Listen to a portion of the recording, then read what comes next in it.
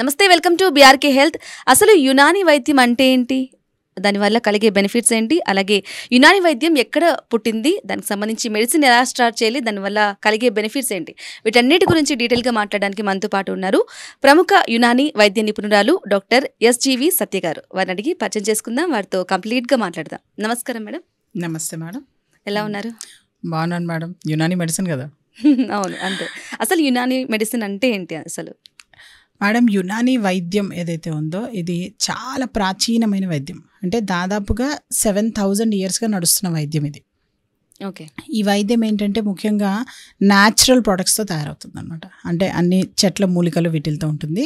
Animal source, mineral source కూడా ఉంటుంది, కానీ చాలా తక్కువగా ఉంటుంది అనమాట. దాదాపుగా మేము రెగ్యులర్గా వాడే మెడిసిన్స్ ఏవైతే ఉంటాయో, రెగ్యులర్ డిసీజెస్ ఏవైతే ఉంటాయో, కొన్ని లెవెల్స్ వరకు ఏంటంటే మొత్తం ప్లాంట్ బేస్డే ఉంటాయి. 98% వరకు ప్లాంట్ బేస్డే ఉంటాయి అనమాట. ఓకే. సో ఇంత చక్కగా మనకి ప్రకృతి సిద్ధమైన వైద్యం కాబట్టి మనిషి యొక్క లైఫ్ స్పాన్ కూడా ఎక్కువగా పెంచే అవకాశం ఉంటుంది అనమాట మనకి. అంటే ఏ రోగానికి సంబంధించి, ఏ డిసీజెస్? అన్ని రోగాలకి ఉంటాయి మేడం. యునాని మెడిసిన్ లో ఈవెన్ సర్జరీ కూడా ఉంది, ఎంఎస్ కూడా ఉంది. ఓకే. కాకపోతే ఏంటంటే మన బ్యాడ్ లక్ ఏంటంటే తెలంగాణలో లేదు. తెలంగాణలో కాలేజ్ ఇంకా లేదు, బట్ నార్త్ ఇండియాలో కాలేజెస్ ఉన్నాయి ఇంకా. ఓకే. సో అక్కడ ఇది తెలంగాణలో మనకి చార్మినార్ ఆపోజిట్లో government Nizamia Tibbi college and medical hospital ఒకటి ఉంది కదా, అందులో యాక్చువల్గా డిగ్రీ BUMS డిగ్రీ ఉందన్నమాట. BUMS డిగ్రీ అంటే ఏంటి madam? Bachelor of Unani medicine and surgery. Okay. So surgery కూడా మాకు ఉంది కాబట్టి ఇది ఇంకా చెప్పాలి అంటే సర్జరీ సబ్జెక్ట్ స్టార్ట్ అయింది యునాని మెడిసిన్లో. ఇక్కడ నుంచే ఇంగ్లీష్ మెడిసిన్ వాళ్ళు దాన్ని తీసుకెళ్లి డెవలప్ చేసుకున్నారు అనమాట. ఓకే. మీరు చెప్పినట్లు BUMS కి కానీ సిద్ధ వైద్యానికి కానీ వైద్య శాస్త్రానికి పరంగా కానీ, అంటే సిద్ధ వైద్యానికి అలాగే యునానికి సంబంధించి డిఫరెన్స్ ఏంటి అసలు? యాక్చువల్గా ఏంటంటే మేడం, సిద్ధ వైద్యం ఏదైతే ఉందో యూజువల్గా లాంగ్వేజ్లో చెప్పాలి అంటే కనుక తమిళనాడు అడవుల్లో దొరికే మూలికలతో తయారు చేసేది సిద్ధ వైద్యం. అలాగే కంప్లీట్ వరల్డ్లో మొత్తం మూలికలతో తయారు చేసేది యునాని వైద్యం.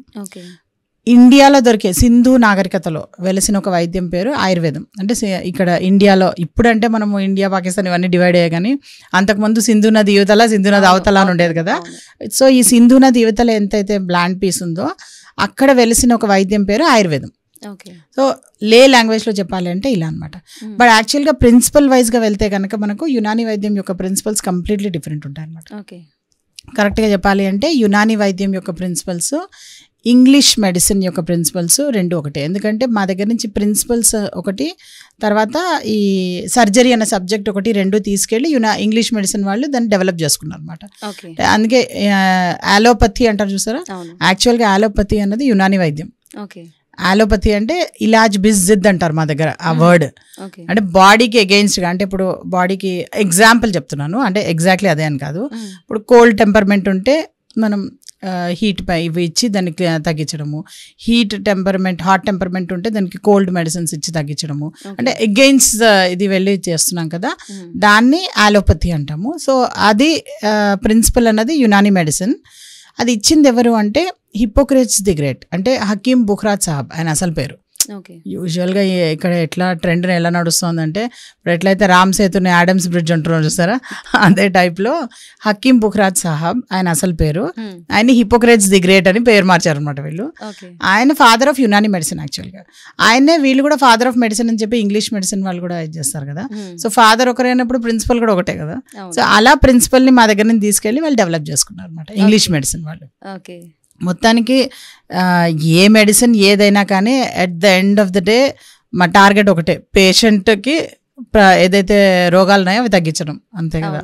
సో యునాని వైద్యంలో ఇవి ఏవైతే ఉన్నాయో బ్రాడ్, ఇంకా అంటే ఇంగ్లీష్ మెడిసిన్లో కొన్ని చేయలేని రోగాలు ఏవైతే ఛాలెంజెస్ ఉన్నాయో వాటిని కూడా మనం యునాని మెడిసిన్లో చాలా చేసిన ఎవిడెన్సెస్ ఉన్నాయి కదా మనకి. టైం టెస్టెడ్ మెడిసిన్ కదా, అంటే 7000 సంవత్సరాలుగా ఎన్ని కోట్ల మంది వాడుంటారు, ఎన్ని జనరేషన్స్ కూడా కాదు, సివిలైజేషన్స్. అంటే యునాని వైద్యం అన్నది ఏంటంటే మనకి మెయిన్ మెసొపటామియన్ సివిలైజేషన్లో పుట్టిందనమాట. ఈ మెసొపటామియన్ సివిలైజేషన్ నుంచి నెక్స్ట్ ఈజిప్టియన్ సివిలైజేషన్ నుంచి గ్రీక్ సివిలైజేషన్, గ్రీక్ సివిలైజేషన్ నుంచి మళ్ళీ రోమన్ సివిలైజేషన్ నుంచి నెక్స్ట్ మళ్ళీ పర్షియన్ ఎరా, ఆ తర్వాత అరబ్ ఎరా, ఆ తర్వాత ఇండియాకి వచ్చింది అది అరబ్ టైంలో, అంటే 8th centuryలో. మన ఇండియాలోకి 8th century అంటే కూడా ఏం తక్కువ టైం కాదు కదా. సో 8th centuryలో అడుగుపెట్టిన టైం కన్నా ముందర ఇంకా చాలా లైఫ్ ఉంది దానికి. సో ఇంత లైఫ్ లీడ్ చేసుకుంటూ మన వరకు వచ్చిందనమాట. కానీ ఇన్ని సంవత్సరాల నుంచి ఉన్నప్పటికీ కూడా ఎందుకంటారు వాడుకలో లేదు, ఎక్కువగా కనిపించలేదు లేదా తెలియలేదు అంటారు? మేబీ బీఆర్కే న్యూస్ వాళ్ళు మమ్మల్ని ఇంకా అప్రోచ్ అవ్వలేదు. ఇప్పుడే అప్రోచ్ అయ్యారు కదా, ఇప్పుడు మనం దాన్ని స్ప్రెడ్ చేద్దాం అంతే అంటారా? ఇంకా లేదు అప్పటి నుంచే. మేడం ఒకటి బాగా అర్థం చేసుకోవాల్సిన విషయం ఏంటంటే బ్రిటిషర్స్ రాక ముందు వరకు కూడాను యునాని వైద్యమే ఉండింది కదా ప్రపంచం అంతా. ఎప్పుడైతే బ్రిటిషర్స్ వచ్చారో what they have done is, అంటే ఒక అపోహ కూడా ఏముందంటే ఇంగ్లీష్ వైద్యం అంటే అది ఫాస్ట్ గా తగ్గిపోతుంది, క్రిస్టియానిటీ అన్నట్టు, అంటే ఒక ఇది అలా దానికి ఒకటి ఇది చేశారు అనమాట. ఆయుర్వేదం అంటే హిందూయిజం అన్నట్టు, యునాని మెడిసిన్ అంటే ఇస్లాం కల్చర్ అన్నట్టు, అలా ఒక ఇది క్రియేట్ చేశారు. కానీ బట్ యాక్చువల్గా అది రాంగ్. వైద్యానికి రిలీజియన్కి ఏమీ సంబంధం లేనే లేదు. ఎందుకంటే మీరు ఇప్పుడు నేను చెప్పిన హిస్టరీ చూసుకున్నా కానీ మెసొపటామియన్ సివిలైజేషన్ అంటే ముస్లిమ్స్ ఎక్కడ ఉన్నారు? లేరు. ఈజిప్టియన్ సివిలైజేషన్లో కూడా లేరు, గ్రీక్ సివిలైజేషన్లో కూడా లేరు, రోమన్ సివిలైజేషన్లో కూడా లేరు. ఎప్పుడు వచ్చారు వాళ్ళు? పర్షియన్ ఎరా అండ్ అరబ్ ఎరా వచ్చినప్పుడు అప్పుడు యాక్చువల్గా ముస్లిమ్స్ దీన్ని తీసుకున్నారు. కాకపోతే ఏంటంటే వాళ్ళు దీని యొక్క ప్రాముఖ్యత బాగా అర్థం చేసుకుని ఏం చేశారంటే దాన్ని బాగా అడాప్ట్ చేసుకునేప్పటికి ఏమైపోయిందంటే ఇది ఇస్లామిక్ మెడిసిన్ అన్న దీనిలోకి ధోరణిలోకి వెళ్ళిపోయింది అనమాట. ఒక అపోహ కూడా ఉంది, అంటే ఇంగ్లీష్ మందులు క్యూర్ అయినంత త్వరగా ఇవన్నీ కూడా ఆయుర్వేదిక్ కానీ లేకుంటే అలోపతి కానీ ఇలాంటి యునాని వైద్యానికి సంబంధించి కానీ క్యూర్ అవ్వవు, నిదానంగా అవుతూ ఉంటాయి అని చెప్పేసి. ఇంగ్లీష్ మెడిసిన్ లో క్యూర్ అవుతుందని వాళ్ళు ఎప్పుడు చెప్పలేదు. వాళ్ళు ఏ డిసీజ్ కూడా అసలు క్యూరే లేదు కదా వాళ్ళ దగ్గర. క్యూర్ లేదు, ఓన్లీ ట్రీట్మెంట్ ఉంది, మేనేజ్మెంట్ మాత్రమే ఉంటుంది వాళ్ళ దగ్గర. అంటే ఇప్పుడు ఫస్ట్ సపోజ్ డయాబెటీస్ ఉంది, ఇప్పుడు డయాబెటీస్ లో వాళ్ళు జీవితాంతం మెడిసిన్స్ వాడుతున్నారు కదా, వాడకుండా అయితే వాళ్ళకి షుగర్ లెవెల్స్ కంట్రోల్ అవ్వట్లేదు కదా, అంటే అది క్యూర్ కానట్టే కదా మేడం. హై బీపీ ఉంది, దానికి కూడా అంతే కదా, జీవితాంతం మెడిసిన్స్ వాడుతున్నారు. థైరాయిడ్ ఉంది, థైరాయిడ్ కూడా జీవితాంతం మెడిసిన్స్ వాడుతున్నారు. బట్ అదే యునాని మెడిసిన్ లో అలా ఉండదు కదా. ఈవెన్ హార్ట్ బ్లాక్స్ అయినా కానీ జీవితాంతం మెడిసిన్స్ వాడుతుంటారు ఇంగ్లీష్ మెడిసిన్ లో. బట్ యునాని మెడిసిన్ లో హార్ట్ బ్లాక్స్ కి జీవితాంతం ఉండదు కదా, అది ఓన్లీ బ్లాక్ విడగొట్టేంత వరకే ఉంటుంది. ఆ తర్వాత లైఫ్ స్టైల్ అండ్ డైట్ ద్వారా మేము కరెక్ట్ చేస్తూ ఉంటాం. డయాబెటీస్ కూడా అంతే.